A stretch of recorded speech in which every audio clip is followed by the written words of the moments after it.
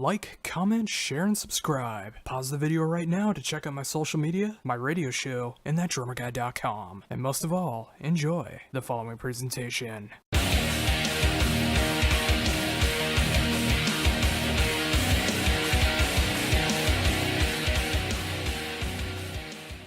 Hello. Hey, how's it going? Good, man. How are you? I'm doing great. Thank you for taking the time to do this interview. Yeah, no problem. No problem. Well, awesome. Well, of course, we're here to talk about the brand new album from 36 Crazyfists, Laterns, which comes out September 29th through Spinefarm. I've gotten the chance to be able to check this out over the weekend, and I gotta say, this is easily some of the best material you guys have done to date. I appreciate that. Thank you. Everybody's being pretty nice today. Well, I'm glad to hear it, and it's well-deserved, too. I mean, with how long that you guys have been around, I mean, all the blood and sweat and tears that goes into being a band, I'm glad to see that this quality of music can still come out of the band in 2017. Oh, I sure appreciate your kindness, man. Thank you. Yeah, I mean, I don't know. It's hard to disconnect yourself or step away from it when it's, something that you created. So it's hard to look at it through other people's eyes and ears. And when I do try and do that, I don't know what my end result is, to be honest, but I do surely appreciate everyone saying things of that it's, sort of still a progression or things are sounding fresh still. I mean, that's important to a band that's still, trying to climb up a ladder, so to speak. So, grateful. We're definitely proud of it, and it's good to have it finally almost out. And with Laterns, how did the writing process for this album come to be? I'm sorry, what was the question? How did the writing process come to be for Laterns? Well, I don't think it was, anything out of the ordinary. And our guitar player, Steve Holt, he kind of writes all the riffs, programs the drums, for demo purposes, and kind of gives everybody the layout of what his ideas are. And then I get it, and I start writing to it, and then I demo the vocals, and we just kind of get it going from there. This one, I'd say the one thing that was kind of different but similar is in the past, the last few years, I would get the music in my inbox, and I would get it, and then I'd write to it and go over to my buddy's studio in Alaska, and I'd put down my ideas and send it back. And, that's kind of a difficult way to do things sometimes because, I'll be like really hooked on something, and I'll be like, wow, did you check that part? And they're like, oh, I gotta listen to that again. I'm not sure what you're talking about. And when you're doing that with the band, it's much more easier to explain your ideas and things of that nature. So this album, I went back to that way. I flew down to, even adding some helps here and there. And it was more like we used to do when we were younger. And so I think that was also special about it, just kind of getting away from the way it's been in maybe the past 3 albums where, I go down there to actually record the album. And on some of the songs, it was the first time I was even really trying the vocal lines full voice, and that's a weird thing. So this album, I was way more prepared. We had got to sit with the demos from like November to January, so we had a couple months to like let them soak in and really get comfortable or change things or whatever it may be. But that's the way we used to do it, and I was glad that we kind of went back to that way. Yeah, and that's always a great feeling when you are able to sit down with the rest of the band and be able to hash out the ideas like that, whether it's the vocal melodies, the guitar riffs, the drum patterns, whatever the case is, all being in the same room and being able to make those songs your own even more than just being able to transfer files. Yeah, exactly. It's kind of funny just listening to you explain it that way, and then I'm trying to listen to how I just explained it. I'm like, it's such a novel idea. I mean, that's the way it always used to be. So, technology has kind of taken us away from certain things. But, getting in the room and hashing out the ideas together, that's the way it was originally intended. So, yeah, good to get back to the basics for sure. And with that, how did you approach things lyrically this time around? That was a little bit more difficult for me because in the past, I think I've always used the musical outlet of getting things off my chest.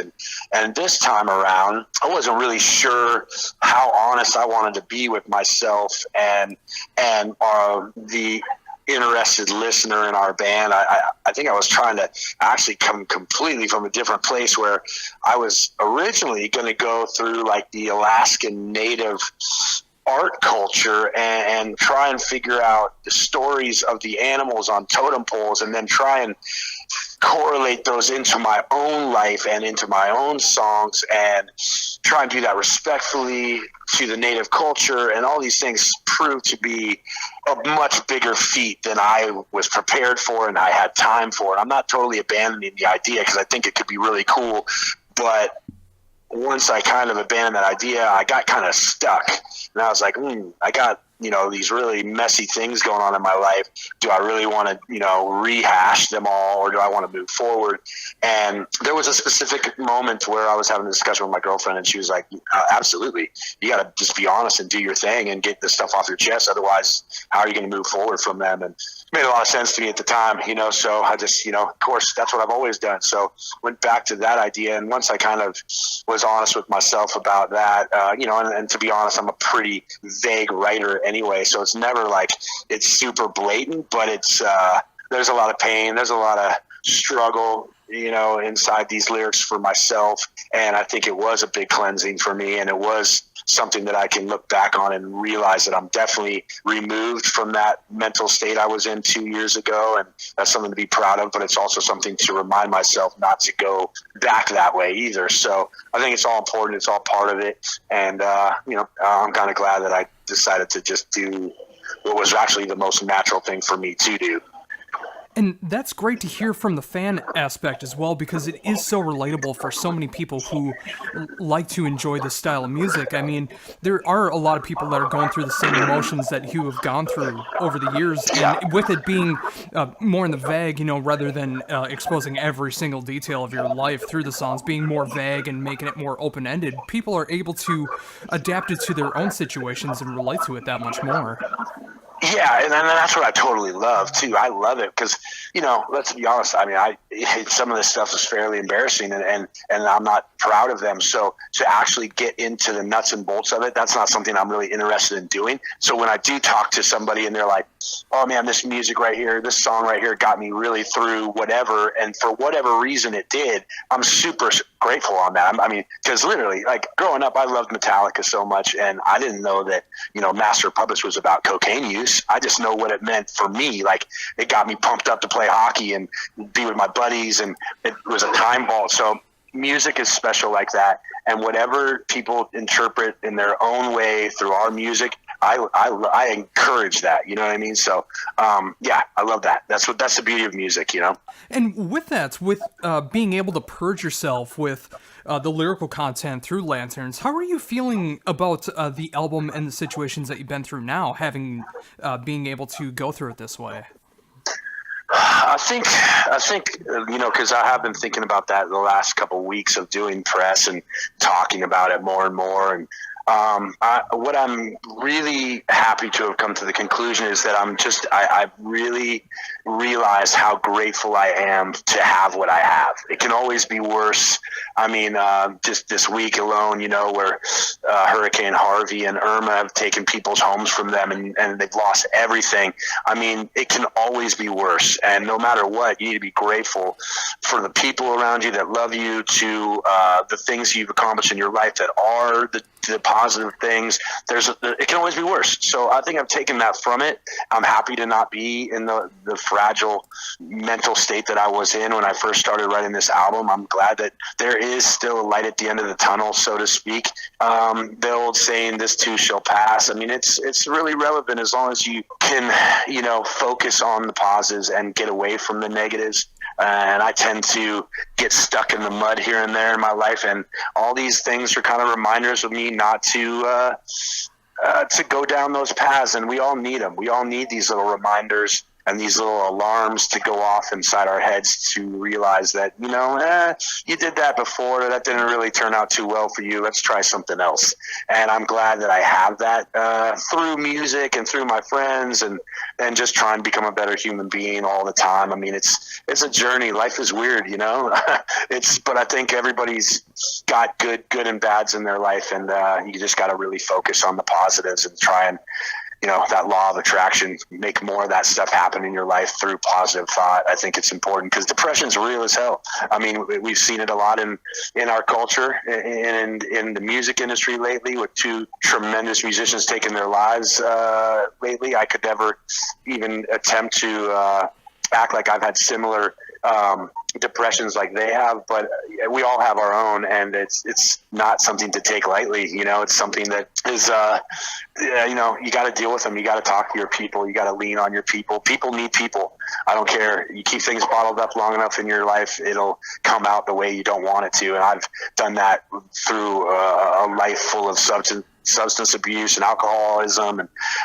you know, those kind of things have not turned out that great for me in my life. So I'm aware of it, and I'm more aware of it now as I get older. And I think it's just extremely important in my own personal life to make sure that I'm taking the steps to not repeat those error of ways. Yeah, and that is a great positive way to look at it. I know from my own experience, I've been battling depression and anxiety for 17 years, and I'm always trying to find ways to improve myself. And, you know, like no one's perfect. There's always going to be things that we do wrong or things we could have done better. And with what I do in my life, similar to what you do with the music that you make and making all these people happy with the music that you create, I love being able to do that in contrast of being able to show off those bands. So when I'm able to get an album like Laterns and really connect to what's going on there with the vague feeling of what the album is about, and being able to showcase that into a bigger light with what you've done, I know that if someone's checking out this interview, someone's checking out the band, and they're checking out this album, that someone going through similar situations will be able to find something to relate to in this album and realize that they're not alone.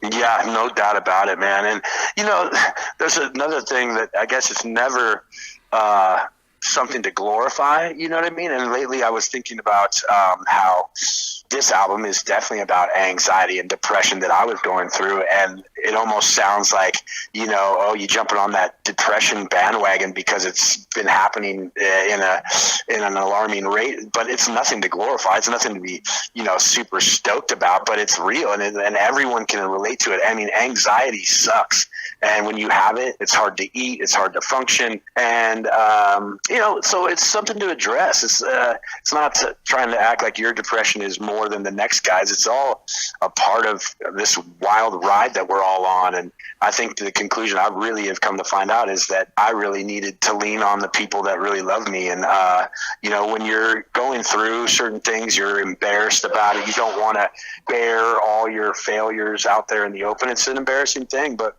you know, embarrassment and is a lot less than you know, the ultimate downfall of your ship. You know what I mean? You don't. There's always a way out. There's always a reason to lean on someone that is willing to listen. I think once you do that, you'll see that's a very healthy tool, especially for depression. You know, talking it out and getting someone else's perspective, realizing you're not alone. You know, we could go on and on about it, but that I really discovered how wonderful my friends were to me when I was going through mine, and how grateful I am to them to have been able to lean on them and have them help me through it. Yeah, and being able to bring that back into the music way around as well. I mean, it's very important to be able to reach out for help, whether it's friends, family, therapy if you do need it, whatever the case is. But sometimes you just need to listen to some music that you can relate to, and not everyone is always going to be able to relate to the sex, drugs, and rock and roll and partying all the time that's in a lot of music. Right. So when you are able to hear if anything, more like a realistic and depressing music, it can be a positive thing because it shows that other people are struggling as well, and it makes you feel, like I mentioned before, it's making you show that you're not alone in how you're feeling, even though the situations are different, to show that other people are struggling and they're still able to keep going. Yeah, no doubt about it. I mean, it definitely is. And an end result for me too, you know, I realize that there is, you know, the lantern is a metaphor, you know, really for finding that beam of light and a way out, a tool to put one foot in front of the other.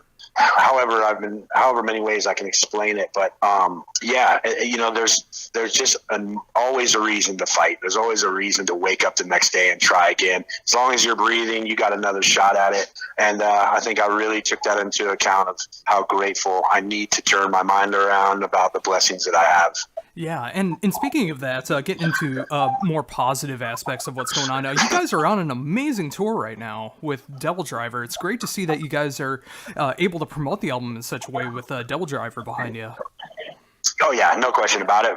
Love being out with the Devil Driver boys. We toured, oh man, I don't know how many years in a row we toured together back in the day, but this is probably the 5th or 6th tour together, and great to be back with them. And we're grateful they took us out.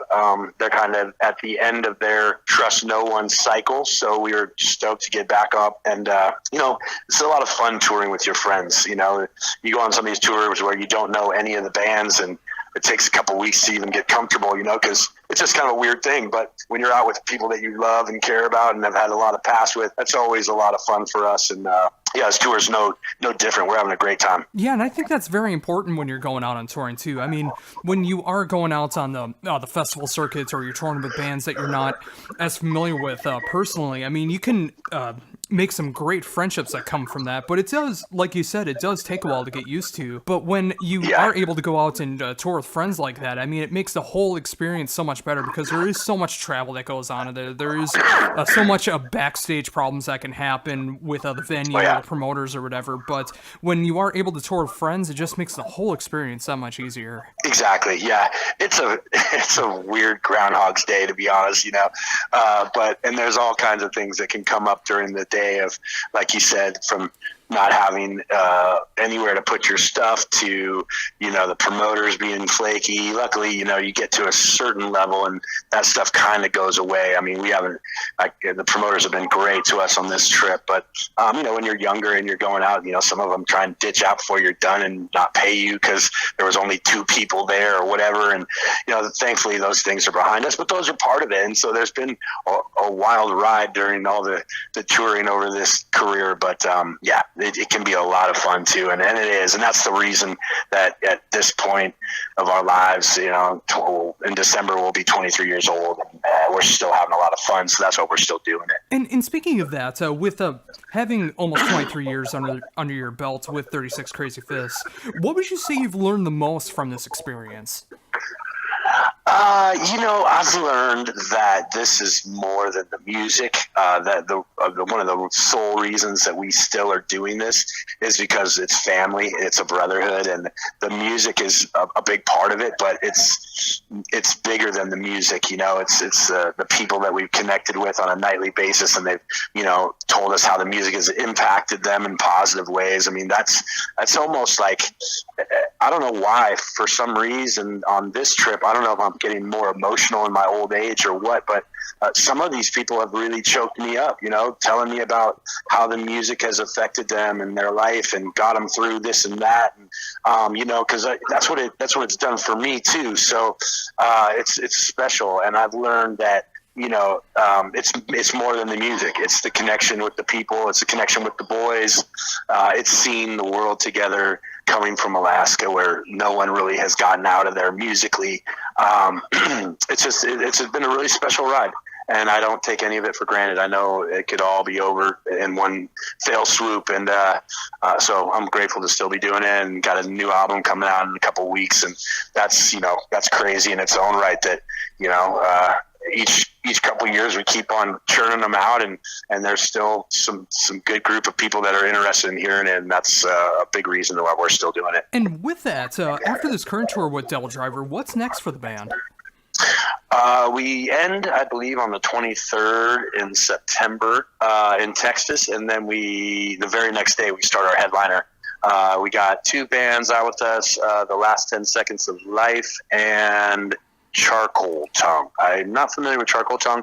I think they're a newer band, but I know the music of The Last 10 Seconds of Life. Very heavy, cool, crushing band. So we're looking forward to doing the headliner, playing more of our songs. We only get 45 minutes on the Devil Driver tour, so when we get into our headliner, we'll play an hour and a half or so. So that'll be cool for our fans and hard on my throat.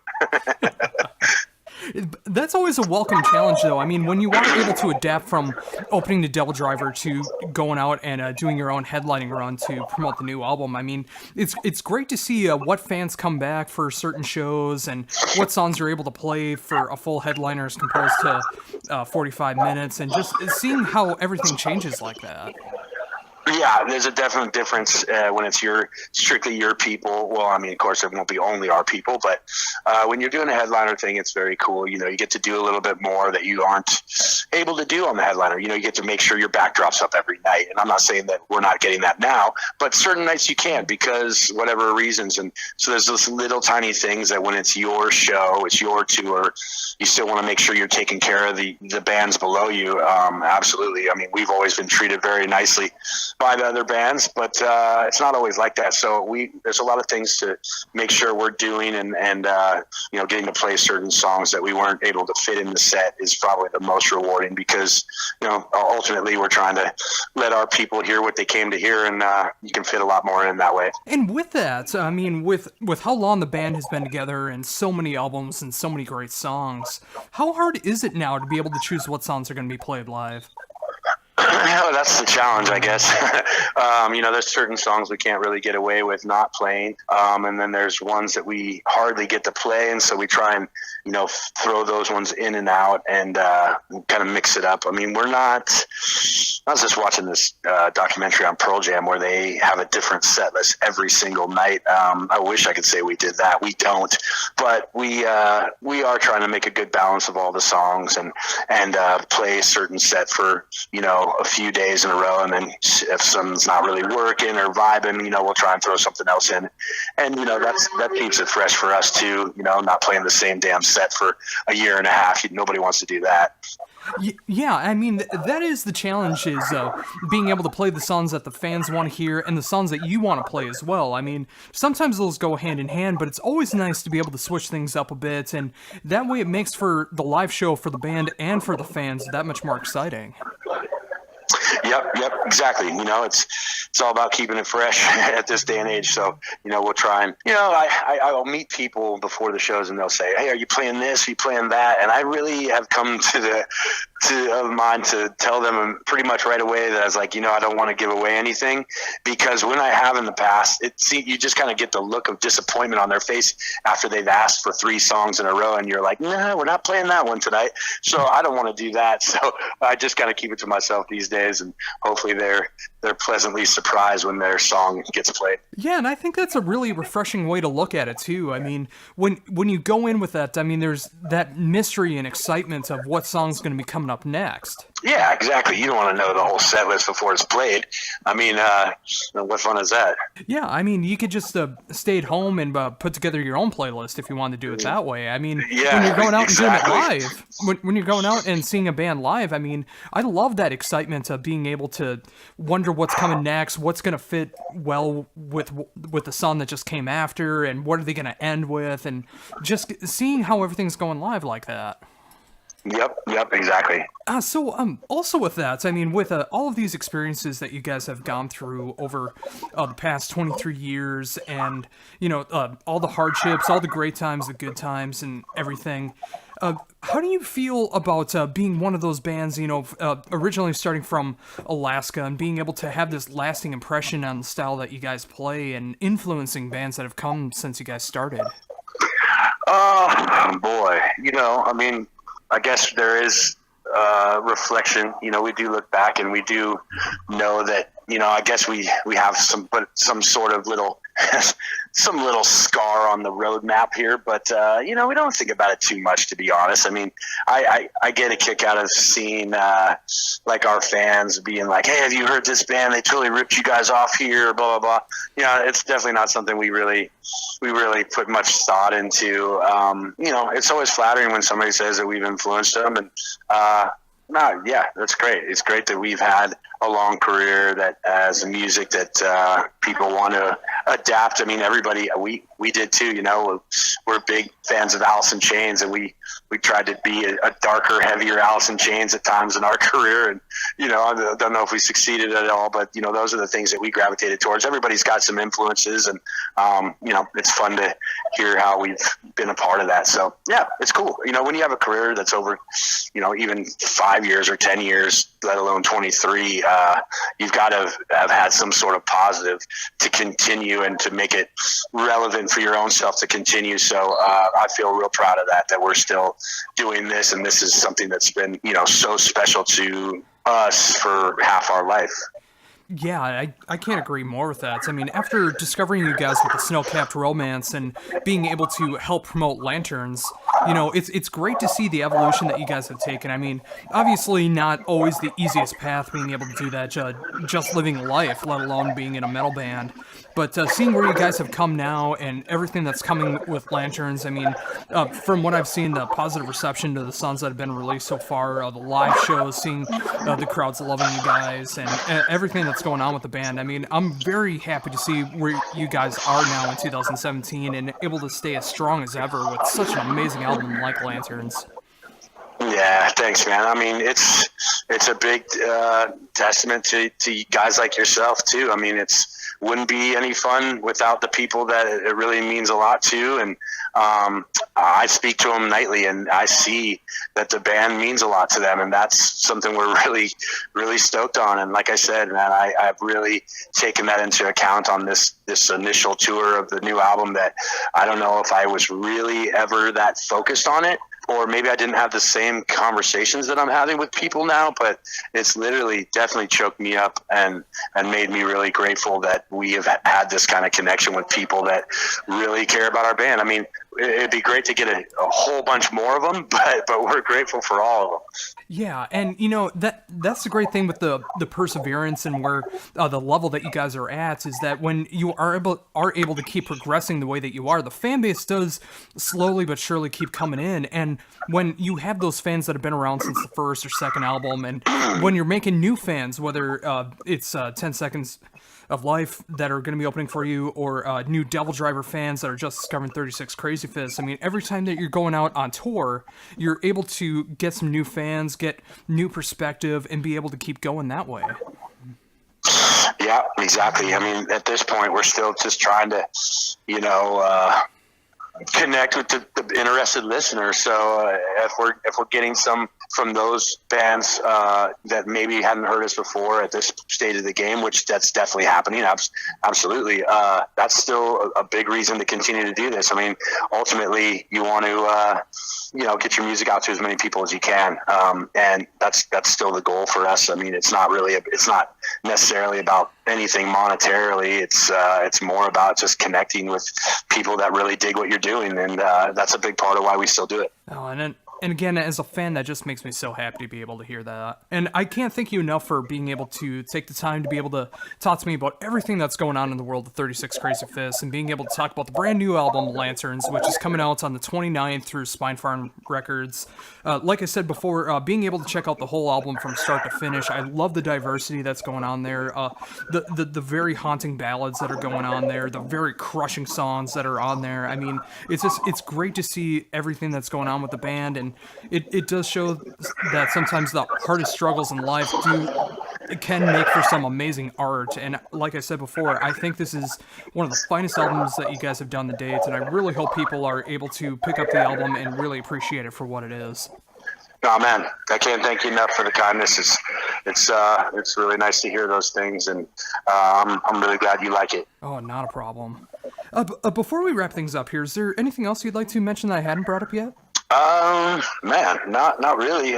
Just, I think you covered the bases. I think, we'll be touring for a good year and a half on the album, and, just trying to see our people, and it's going to be a lot of fun for us. So, September 29th, I want to thank everybody that goes out and picks up the record, and guys like yourself that are giving us the nice coverage and the kind words. We're very grateful.